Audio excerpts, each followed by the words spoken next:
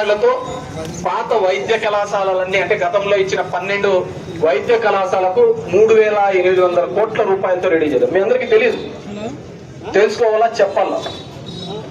3,820 కోట్ల రూపాయలతో చేపించే కార్యక్రమం చేశారు. ప్రతి మెడికల్ కాలేజీ దగ్గర కూడా ఒక 600 బెడ్డెల హాస్పిటల్ కూడా ఉంటుంది. 600 బెడ్డెల హాస్పిటల్ కూడా కట్టించడం జరిగింది.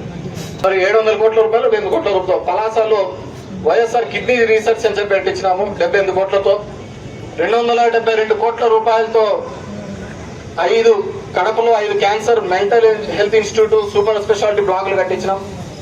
అదేవిధంగా వైద్య సిబ్బంది కొరత లేకుండా ఎప్పుడైనా సరే ఒక డాక్టర్ గా నేను పేదవాళ్ళకి చేయాలి, గవర్నమెంట్ హాస్పిటల్లో చేయాలి అనుకుంటే వాకింగ్ చేయించి డైరెక్ట్ గా చేయించాను. 1 కాదు 2 కాదు 54,000 ఉద్యోగాలు కేవలం ఈ మెడికల్ రంగంలోనే ఇప్పించినామంటే అర్థం చేసుకోండి. నా దగ్గరికి చాలా మంది వచ్చి అడిగినారు, మా పాప నర్సు సార్ మీరు చెప్తే అవుతుంది అని చెప్పి. ఏడైనా ఒక్క రికమెండేషన్ జరిగిందే?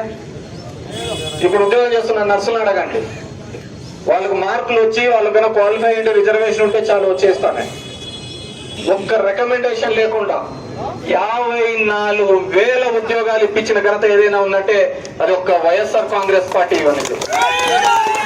ఆరోగ్యశ్రీ కింద 25 లక్షలతో వైద్యం చేయించినాం. పేషెంట్ సర్జరీ అయిపోయిన తర్వాత ఇంటికి పనికి పోలేడని చెప్పేసి అతను కూడా ఆరోగ్య ఆసరా అని చెప్పేసి తన అకౌంట్ లో 5,000 10,000 ఇప్పించేసిన. అవునా లేదా? చెయ్యి ఉంటుంది, అతనికి 2 నెలలు 3 నెలలు రెస్ట్ ఉండాలా, పనికి పోలేదంటే ఆ రెస్ట్ ఉన్న కాలంలో కూడా డబ్బులు ఇచ్చినామయ్యా. ఆ రెస్ట్ ఉన్న కాలంలో కూడా డబ్బులు ఇప్పించే కార్యక్రమం చేసినాం.